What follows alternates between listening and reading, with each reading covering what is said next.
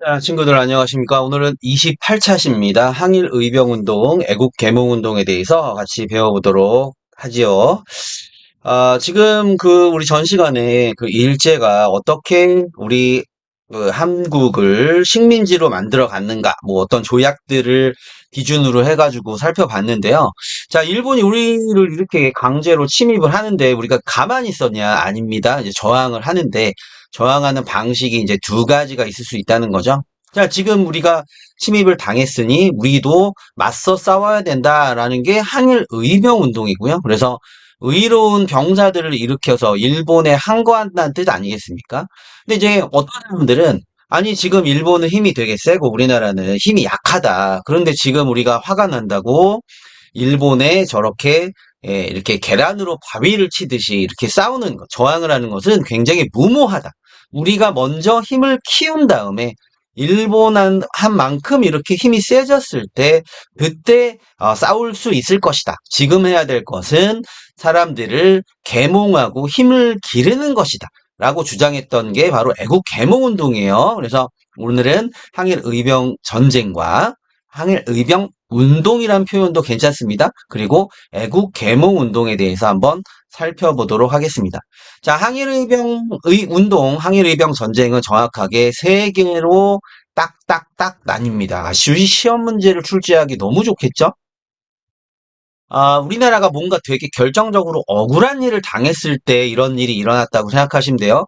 자, 바로 첫 번째가 을미년. 을미년에 뭐가 있었냐? 1895년 을미사변으로 우리의 왕비였던 명성황후가 시해되는 사건이 있었고요. 을미개혁으로 단발령이 시행돼서 머리를 막 남자들이 잘랐어야 됐어요. 그러면서 그것을 반발하면서 일어났다라고 생각하시면 되겠고요. 자, 이거 너무 쉽지요. 1905년에 을사늑약이 체결된 것을 계기로 해서 일어났고요. 1907년 정민연에 자, 정민의병 가장 큰 규모의 의병입니다. 바로 고종이 헤이그 특사 파견을 구실로 강제 퇴위당했어요. 그러니까 이 황제의 자리에서 물러났다는 것, 은퇴했다는 것, 그리고 대한제국의 군대가 해산된 것, 이런 것들을 계기로 일어난 게 정미의병이다. 각각 의병의 특징점을 여러분들 잘 기억해서 구분할 수 있어야겠습니다. 자, 원인은 을미사변 단발령 말씀드렸죠. 예, 잘 기억하시고요. 자, 주도는 누가 했느냐? 이런 머리를 잘라가지고 너무, 어떻게 이렇게 성리학에서 우리가 배우기를 부모님이 주신 우리의 신체를 훼손하면 안 된다라고 배웠는데, 이게 어떻게 머리를 자를 수 있느냐? 바로 보수적 유생층, 바로 성리학을 공부하던 학생들이 되겠죠? 유생들, 바로 유인석, 이성훈 같은 사람들을 중심으로 해서, 이제 이런 사람들은 이제 위중척사 사상을 계승한 성리학을 지키고자 했던 사람들 아니겠습니까? 그래서 여기에 이제 동학농민 운동이 실패한 뒤에 살아남았던 자녀 세력도 가담을 했다는 겁니다. 어쨌든 주도한 것은 유생층이었고요. 자, 해산은 어떻게 하게 되느냐? 단발령을 취소하게 되면서 그러면 머리 안 잘라도 되니 그러면은 그럼 우리가 해산하자. 거기다가 이제 고종 황제가 의병 해산 권고 조칙을 내리게 돼요. 니네 마음은 알겠으나 니네 해산하는 게 옳다라고 하니까 이 사람들은 이제 어, 황제의 말을 명령을 잘 들어야 되는 사람들이잖아요. 그렇게 배웠기 때문에 결국은 해산하게 되었다. 이제 1905년에 을사늑약이 체결돼서 바로 민종식 최익현 선생 같은 분들을 중심으로 여기서 특징적인 거는 을미의병 때는 이제 의병장들이 다 양반들이었습니다. 그런데 을사의병 때부터 평민 출신 의병장이 등장하기 시작했어요. 그래서 신돌석과 같은 이름이 약간 평민스럽죠. 돌석이. 그래서 평민 의병장이 활약하기 시작했다. 그러니까 의병장 대부분은 유생이었으나 여전히 still 유생이었으나 그러나 평민 출신 의병장이 등장하기 시작했다는 겁니다. 최익현 선생은 이때 이제 일본으로 잡혀가서 이제 음식을 거부하시다가 결국은 돌아가시는 뭐 이러한 상황이 전개되기도 했고요. 어쨌든 을사의병 특징도 잘 기억하시고 마지막 정미의병이 특징이 제일 많습니다.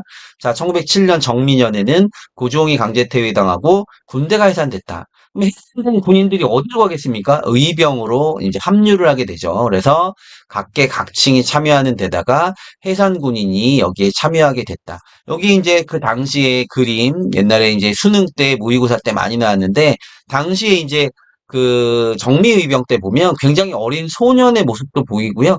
그러니까 뭐 굉장히 직업이 좀 다양해 보이는 사람들. 거기다가 여기 제복을 입은 군인들의 모습을 보면, 이분이 대한제국의 군인, 해산 군인이 참여했구나라는 것을 우리가 알 수가 있습니다. 자, 거기다가 이제 서울 진공작전이라고 하는 연합작전을 전개해요. 그래서 각 지역의 의병 연합부대가 결성이 돼서 우리가 서울을 탈환하자 이걸 시도를 하는데 물론 성공하진 못하고 실패하게 됐지만 이런 시도를 했다는 거. 그래서 이런 것들 13도 창의군 서울 진공작전 이런 특징들이 정미병의 대표적인 어떤 특징이라는 거 알아두시고요.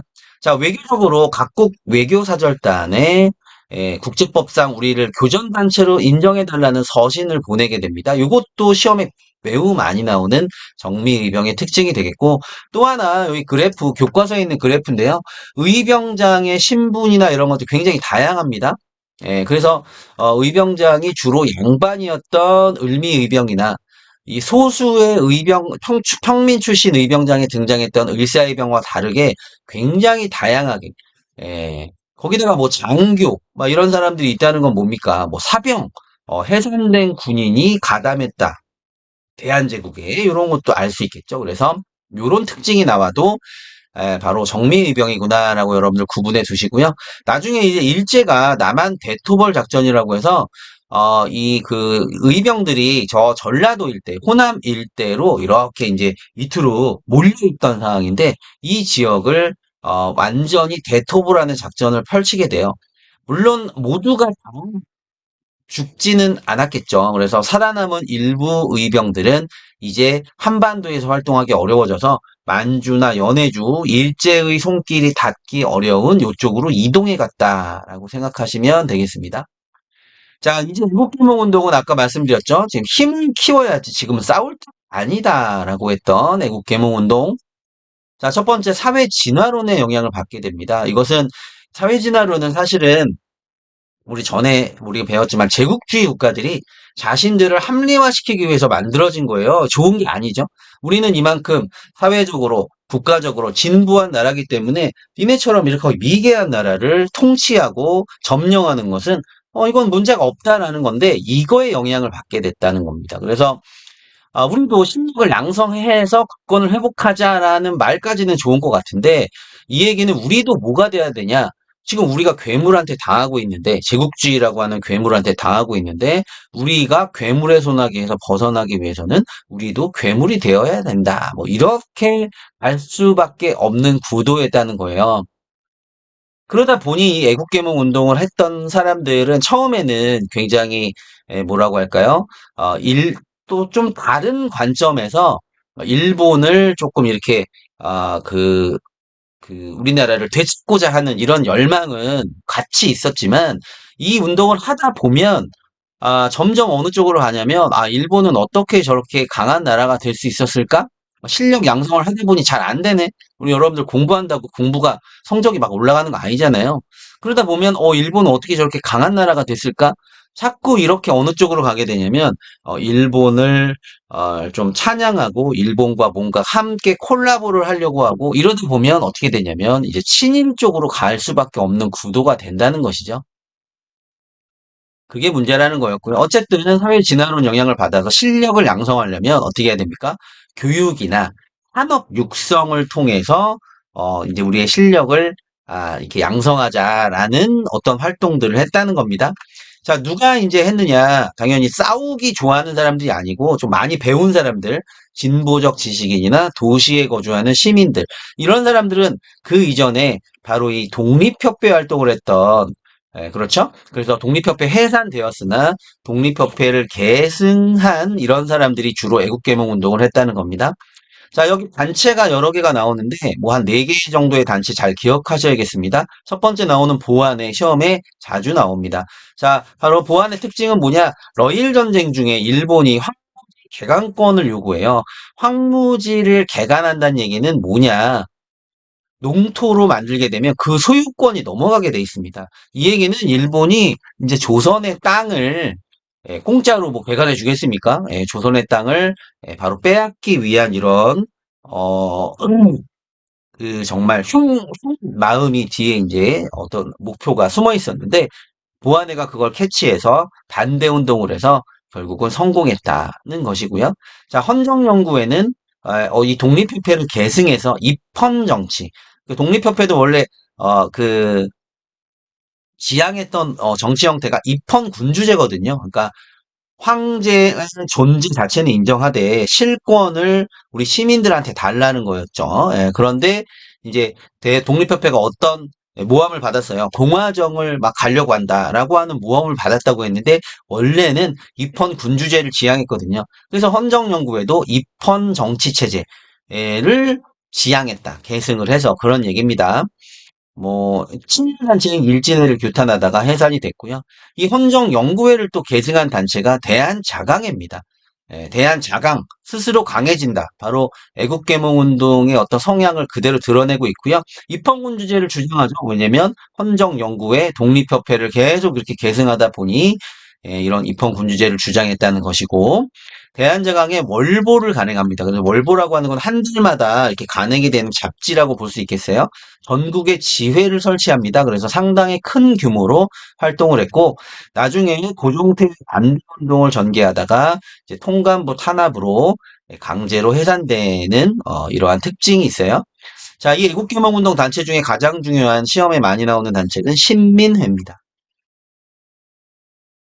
신민회는 애국개몽 단체 중에 업그레이드 최종 어떤 형태라고 볼 수가 있어요. 기본적으로 실력 양성을 주장하였으나 이것을 넘어서서 무력 투쟁까지도 준비했다. 이게 이제 중요한 내용이죠. 자, 안창호, 양기탁 등의 인물들이 만든 비밀 결사입니다. 몰래 활동했다는 거죠. 우리나라 최초로 공화정을 지향한 단체입니다. 1907년이면 대한제국 시기예요. 실권은 일본한테 뺏겼지만 어쨌든 황제가 통치하는 나라에서 공화정을 주장한다는 것은 황제를 내려야 된다는 얘기입니다. 당연히 몰래 활동할 수밖에 없는 이러한 정말 당시로선 파격적인 어떤 주장을 했던 단체고요. 자, 활동 내용을 보면 전형적인 애국계몽 단체의 바로 교육활동, 산업활동 내용이 나옵니다. 평양에는 대성학교, 정주에는 오산학교를 세워서 세워서 인재를 양성하겠다는 거죠. 자, 그리고 산업을 육성하기 위해서 자기 회사, 자기라고 하는 거는 도자기 얘기하는 거예요. 평양 자기제조 주식회사, 바로 도자기를 만드는 회사를 만들었었고요. 방직 공장은 이제 직물, 옷을 만드는, 연초는 담배를 만드는 공장입니다. 태극서관은 출판, 책을 출판하는 이런 전형적인 어떤 애국계몽 운동에 해당되는 어떤 활동을 하다가 국외 독립운동 기지를 건설하는 게 최초의 어떤 시도예요. 그래서 만주, 연해주, 바로 남만주 일대에 삼원보라고 하는 한인 타운을 만드는 겁니다. 우리나라 사람들을 많이 이주하고 또 거주를 해서 이 젊은이들이 뭘 하는 겁니까? 바로 일본과 싸울 준비를 하는 거죠. 그게 이제 독립운동 기지, 바로 무력 투쟁을 준비하는 이런 것들이 바로 이제 이 신민회가 돋보이는 어떤 활동이라고 할 수 있고요. 이회영 선생, 바로 이제 우리나라에서 노블레스 오블리주라고 하는 이런 덕목을 실천하신 분인데 우리 수업 시간에 선생님이 자세한 내용을 말씀드리겠습니다. 자, 해산되는 계기는 1911년 이제 일제 강점기로 들어가서 105인 사건을 일제가 아, 이 뭐라고 해야 되죠? 이 신민회를 시키기 위해서 조작한 사건입니다. 내용은 이거예요. 초대 총독인 데라우치를 신민회가 암살하려고 시도했다는 건데 사실 데라우치를 암살하려는 시도를 하진 않았는데 그러한 것들을 뒤집어 씌우는 거죠. 신민회를 해산시키기 위해서. 어쨌든 이런 내용이 특징이 되겠습니다. 자, 이 외에도 이제 애국개몽운동 각종 학회, 비호 흥학회, 서북학회를 통해서 바로 민중을 계몽하려는 이런 시도, 전형적인 애국계몽운동 계열의 활동이죠. 직접 싸우는 게 아니니까요. 자, 일제는 사립학교령이나 학회령 같은 걸 만들어 명예라고 하는 걸 법령을 의미합니다. 그래서 법령을 제정해서 탄압했다. 그리고 언론 활동, 황성신문이나 대한매일신문도 이제 뒤쪽에 아마 따로 정리가 돼 있을 거예요. 그런데 이런 언론 활동도 이제 대표적으로 애국계몽 활동에 이제 포함이 됩니다. 그래서 황성신문 을사늑약에 비판한 장지연의 논설문이 있어요. 시일야 방성대곡이라고 하는. 그리고 이제 대한매일신문은 이제 그 사장이 영국인 베델이라는 사람이었습니다. 사장이 영국이니까 함부로 이제 일본이 터치하기가 힘든 거죠. 그래서 이제 의병을 지지하는 등의 굉장히 강력한 이제 한국의 독립운동을 지지하는 이런 기사를 써줘요. 뭐 이런 내용들도 여러분들 애국계몽 운동의 내용으로 이렇게 정리를 하셔야겠습니다. 자, 한계를 보자면 이제 사회 진화론을 신봉했다. 바로 제국주의의 어떤 명분이 되는 사회 진화론 자체를 받아들인 게 문제였고 의병 투쟁을 비판합니다. 그러니까 국권 상실의 원인, 지금 우리가 해야 되는 거는 힘을 키우는 것이지 싸우는 게 아니다라는 게 얼핏 보면 되게 합리적인 것 같은데, 힘을 키우다 보면 아까 선생님이 말씀을 드렸지만, 사회 진화론과를 영향을 받은 일본처럼 힘을 키워야 된다. 이걸 하다 보면 사람들이 변절되기가 쉽다는 거예요. 친일 계통으로 가기가 쉽다는 거죠. 그래서 실질적으로 많은 친일파, 일제강점기 친일파들이 이 시기에는 사실 애국계몽 운동을 했던 사람들이 많습니다. 그러니까 애국계몽 운동 자체가 잘못된 것은 아니나 어떤 기본적인 토대, 뿌리가 바로 조금 잘못된 어떤 이런 것들로부터 사회 진화론이라든지 시작이 되었기 때문에 결국 뒤에 가서는 좀 오염될 수밖에 없었다는 게 한계점이다라는 것이고요. 자, 오늘 배운 이 항일 의병 전쟁, 애국계몽 운동, 예, 요 두 가지 내용 항상 시험에 굉장히 자주 나옵니다. 특히 자료를, 교과서 자료를 좀 잘 보시고요. 자료와 관련된 내용들을 잘 공부를 하시기 바라겠습니다. 선생님도 이제 교과서에 이렇게 표시를 다 해놨거든요. 이게 지금 우리 배움책에다 삽입이 돼서 따로 보여드리진 않았지만 이렇게 여러 가지 자료들이 있습니다. 해서 여러분들 요 자료들 시험에 뭐 요게 나온다면 요거 딱 떼고 요거만 나올 수 있고요. 대한자강에도 굉장히 많이 시험에 나옵니다. 오직 자강에 따라 이런 거 보면 아 대한자강회구나라는 거 알 수 있고 신민회 그죠? 국외 독립운동 기지를 건설한다. 뭐 무관학교를 세운다. 이런 내용 나오면 아 요거 최초로 시도한 것은 누구다? 신민회다. 우리나라 최초로 어떤 정치 형태를 주장했다? 공화정을 지향했다. 이렇게 같이 연결지어서 공부하실 수 있어야겠습니다. 자, 오늘 수업은 그래서 여기까지 마치도록 하겠습니다. 안녕.